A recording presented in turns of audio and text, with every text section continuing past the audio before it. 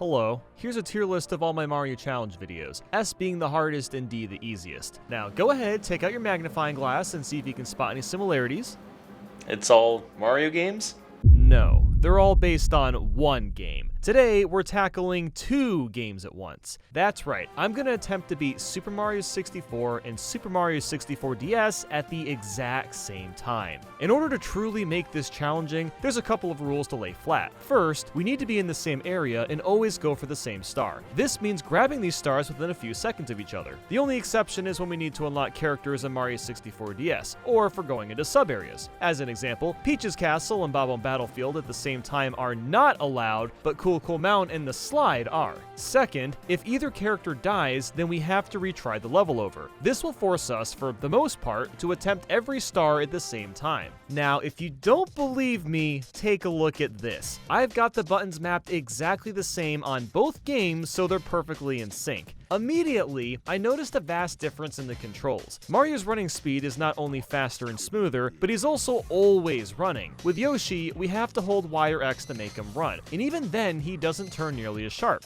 As you're witnessing, it is extremely challenging trying to not only line up Mario and Yoshi in the same general area, but also just pay attention on both screens. I have to keep drawing my attention from one game to the other, and it's not as easy as you'd think despite living in this multitasking generation. While Mario was staring into Lekatu's soulless eyes, I grabbed the key from the bunny so Mario would stay in place and be less of a nuisance. This is what we call text boxing, defined as using the game's text boxes to purposefully freeze a character in place. It only kind of works since we have bunny text boxes to sift through, and this is when I discovered another vital technique. This one being called cornering, which means to put one character in a corner to prevent them from moving around too much. Once we got in the castle, I really noticed the run and turning speeds and how drastically different they are. I can't move Mario and Yoshi around without one of them smashing into a wall. And not even 5 seconds into Bobbum Battlefield, Mario and Yoshi are completely misaligned. I think I've got to accept that this is just how it's gonna be. Yoshi fell off the cliff, so I decided that I'm gonna have to bring one character to the top at the time. This strat is only gonna work on so many levels, so I might as well take advantage of it while I can. But then I got sidetracked from Yoshi and jumped off the mountain as Mario. I gotta say, this is probably the most indecisive I've ever been with a challenge video. I have no idea what makes the most sense to tackle, and how can you blame me? Nobody has attempted anything remotely similar before. I changed my mind again and decided to bring Mario and Yoshi up at the same time. It was here that I learned another trick.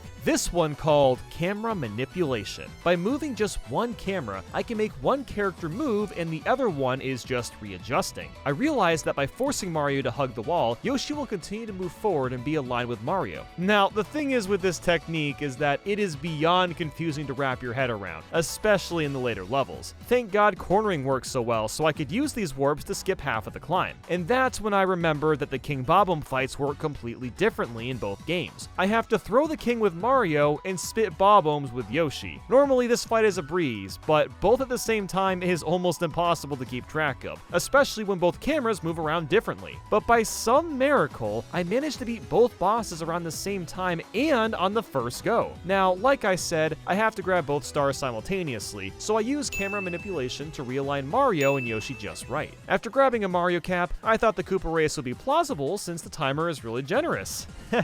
That was a fantasy. I got DS Mario up top, but then lost to the N64 one. So next time, I took N64 Mario up first, and surprise, surprise, lost to the DS Koopa. I gave it one more go, and barely scraped a win on both accounts. I could have used cornering and raced one Koopa at a time, I guess, but, you know, I'm also the same guy that beat Mario 64 with my elbows, so I'm only taking the easier method if I absolutely have to. Now, I wanted to get the Chomp star since that wouldn't have been too bad, but I won't be able to since I can't access it without completing DS's silver stars, so I left and went for the slide instead. Even this was shockingly difficult. The speed you go down the slide is different in both games, so I kept falling at the first turn. Either that would happen, or someone would fall before reaching the guardrails. I tried so many different techniques, including lining Mario and Yoshi on the same side, starting a bit after Yoshi, jumping to slow down, but nothing was working. The issue here was just maintaining my attention on both screens, but after several attempts, I somehow managed to line up Mario and Yoshi after the big turn, and this led to a victory. I'm really not sure what I did differently on this one, but I can't complain.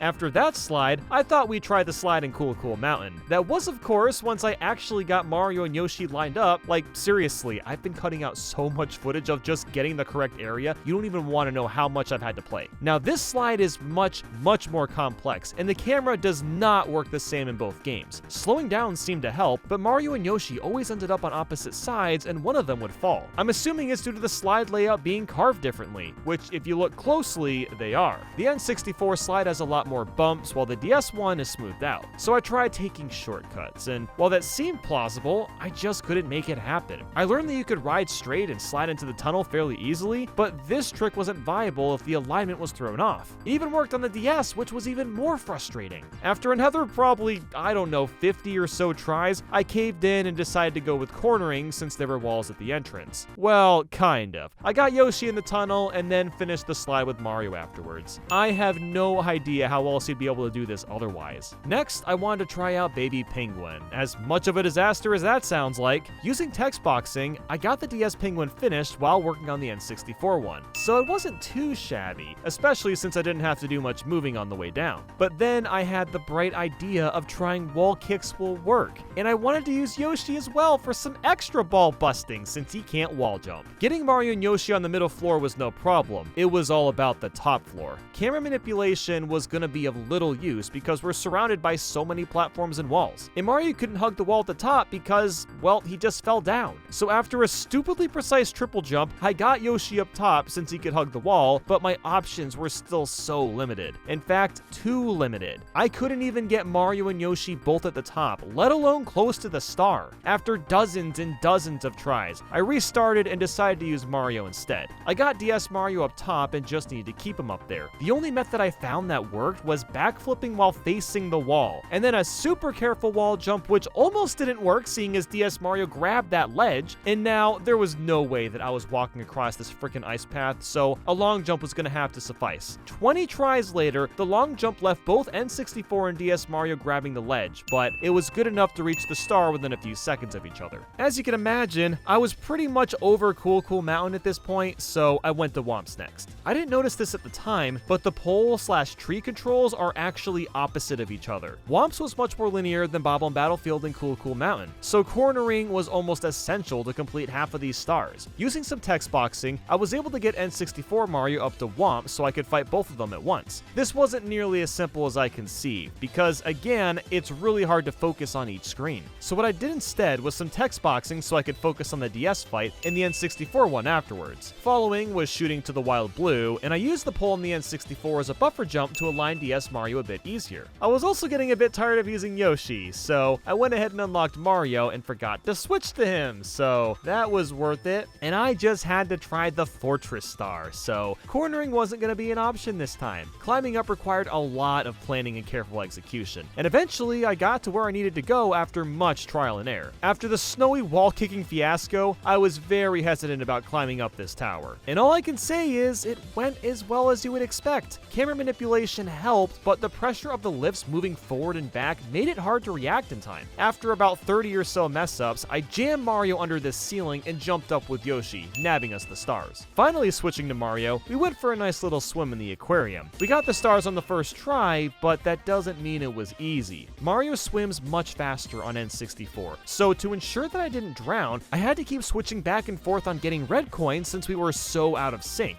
It actually made this level a lot more interesting and scary. Jolly Roger Bay is more intricate than the aquarium, so I didn't even bother trying to sync up the swimming. The cave made it pretty easy since I had a lot of room, and the chests were a piece of cake. Surprisingly, getting into the pirate ship wasn't that painful. It was actually getting to the stars. Normally I would just swim up as the water sinks, but instead I had to very carefully jump my way up. And slipping to the bottom happened way more than I cared to admit. I felt like I was 8 years old again playing this for the first time. DS Mario was able to stand on the slanted part of the ground, so that did help a little bit. And after some time, we did get to the tip top. The eel star was a bit annoying, but it went by pretty quickly. And following that were the red coins and cannon. The cannons operate differently, but they were easy enough to line up. I basically needed to overcorrect myself on N64 since it moved faster, then recorrect when the DS was mostly in the right spot. I didn't even bother trying for red coins on Wing Cap. That would have been way too much of a headache. So I quickly grabbed the reds in Bobbum Battlefield and headed to Bowser in the Dark World. This was gonna be one tough doozy since cornering is impossible and the layout is very narrow. But here goes nothing. Running perfectly straight worked for this first part at least, but after that it was a nightmare. The Ferris wheels weren't synced up, so there wasn't really a good time to jump in either game. It took several minutes just to get past the Ferris wheel, and we're not even halfway through yet. Camera manipulation was possible in a couple spots, but I mostly had to trek along really slowly. A few scary long jumps and lucky grabs later, we made it to the big and bad Bowser. And yeah, he still is pretty bad. With all this space, I could just throw him on one screen and damage boost on the other. So that takes care of that, but the final Bowser is gonna be much tougher, that's for sure. I proceeded to Big Boo's Hunt, and the ghost hunt didn't take too long. Besides getting burned more times than I can count, the merry-go-round was pretty simple, and so was the library star. Now with Big Boo's balcony, I hella overcomplicated this. The fight itself was simple, but yet again, it was all about grabbing the star. I could get N64 Mario up top, but since I couldn't use camera manipulation or cornering, there seemed to be no way of getting DS Mario up there too. I tried using the power-up, jumping to different sides. It was really starting to get a little aggravating after a while, and that's when I realized I just needed to backflip off this box, and that was it. The reds weren't too bad either, and I was excited for the basement because MIPS would be an easy star, but of course, you don't get stars from MIPS in Mario 64 DS, so there goes 2 freebie stars. To make up for my disappointment, I talked to the basement toad for his yellow sparkly shape. Swimming Beast in the Cavern works a bit differently in both games, but the overall path is the same, so I figured I could grab both of these as well. Next, I nabbed the reds and headed for Lethal Lava Land. Unpopular opinion, but this is my favorite level in Mario 64. Having said that, it's repulsive garbage when playing both games at once. If you hit the lava even one time, just reset and try again. The reason for that is because the movement changes so drastically in lava and it's really hard to recover from. I mean, I was hardcore struggling with the red coins for crying out loud. Yes, one of the easiest stars in the game was a struggle for 2 reasons. 1, the puzzle pieces were hard to keep track of on both screens, and 2, the lava was tricky to avoid when the floor moved underneath you so frequently. It took a ton of camera manipulation and practice, but I did grab the stars after some time. About 30 tries in, I managed to get Mario and Mario inside the volcano. Again, this wasn't a good idea because it's another linear level, but it seemed doable because of the walls, as weird as that sounds. And my god,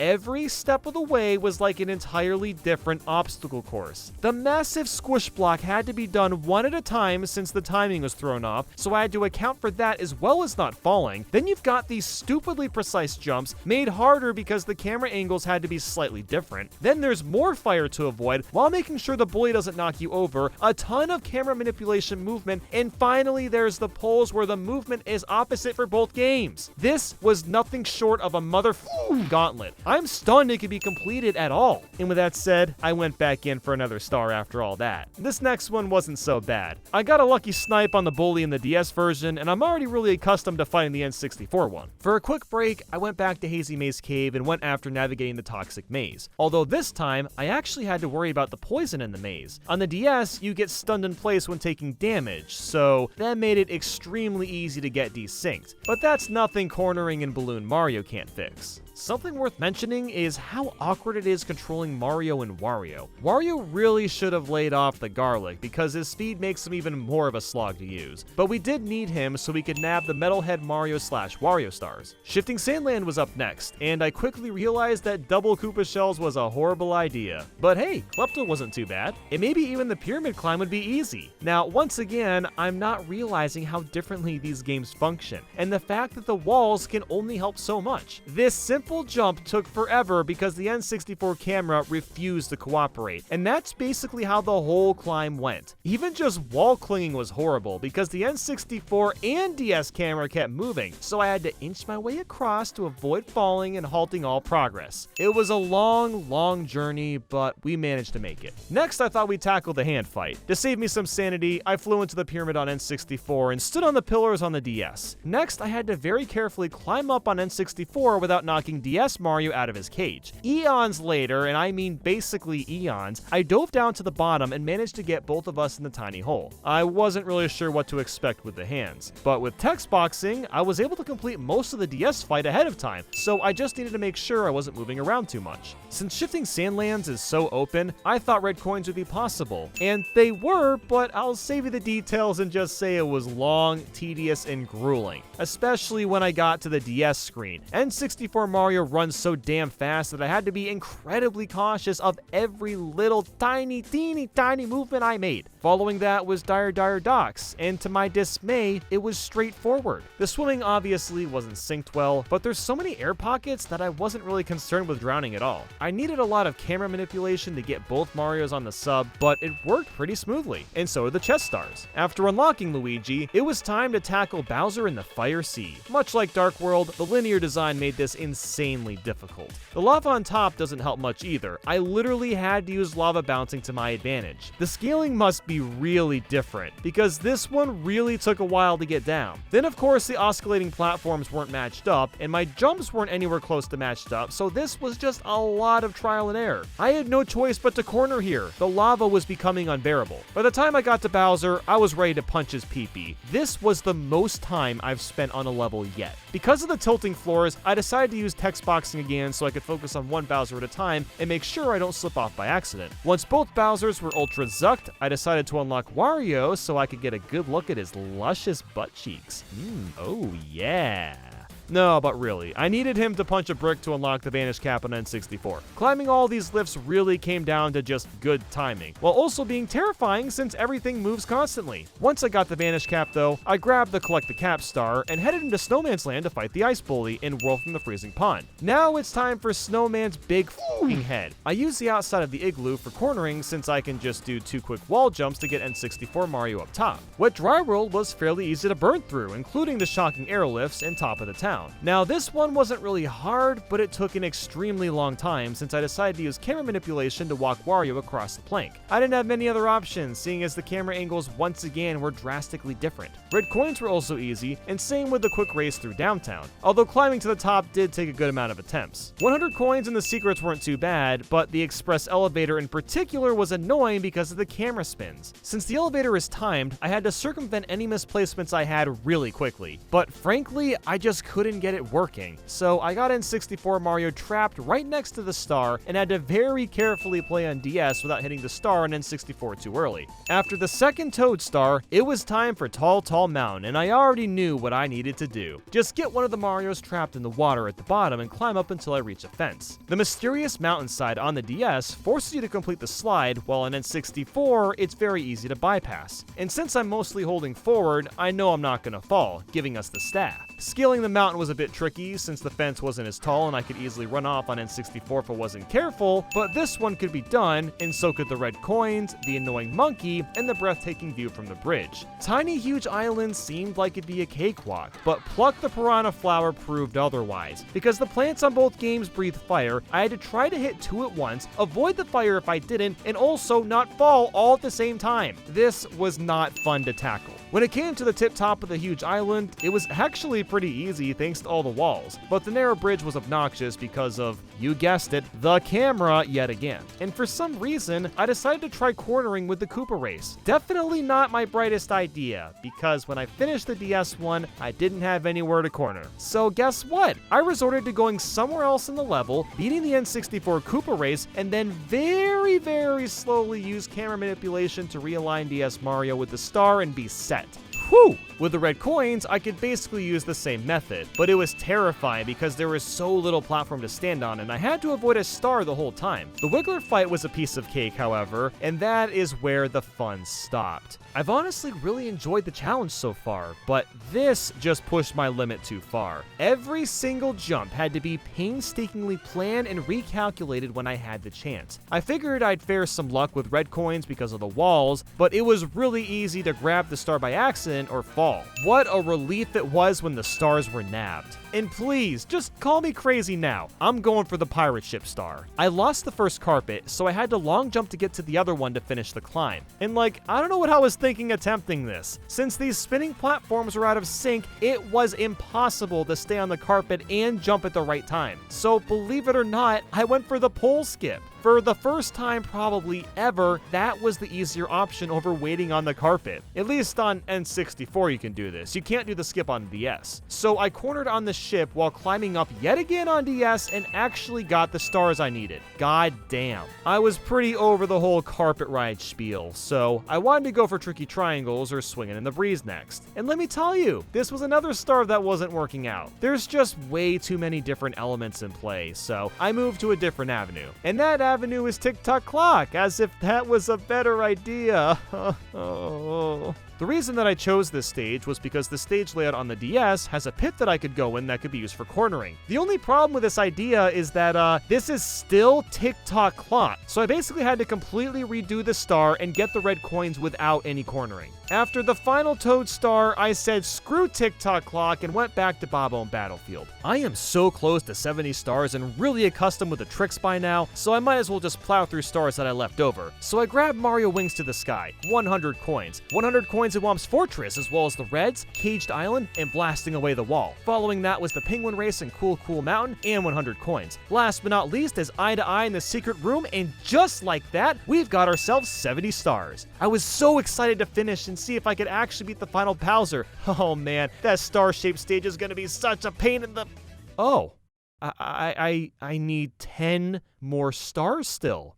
Yeah, no. How about we do something cooler, okay? Let's just real quick run and play, slide kick into this stairway, and up warp to the top of the castle. Then just move a little to the right and up, ground pound, and feel my way into Bowser's opening. Now, wasn't that neater than getting 10 more stars? Now let's finish this. Being another linear level, this one also took an extremely long time, but at least there's no lava. Like seriously, that made the whole challenge like 10 times harder, but this level was no exception. The only time Mario and Luigi were somewhat in sync was during this stair part. Otherwise, it was a lot of guesswork and practice. Because pole movement was flipped, I had to corner next to a flame chomp. That is how insane this Bowser in the Sky got. But finally, the moment of truth, the final Bowser, the rainbow thick boy himself. My strategy in the past Bowser bosses is to utilize text boxing to fight them one at a time, but that's only gonna work for one throw. I've still got 5 of them to go. The first 2 throws went well, but things were about to shake up. The issue wasn't even missing throws, it was about avoiding getting hit. When I'm spinning Bowser, the other screen is basically invulnerable to damage or falling to my death, and there's no way around it. The only thing I could do was take out N64 Bowser and then pray I have enough damage to finish DS Bowser afterwards. But with some text boxing, I got the 5th throw in, and the 6th, and oh my god, you can actually beat Mario 64 and Mario 64 DS at the same time.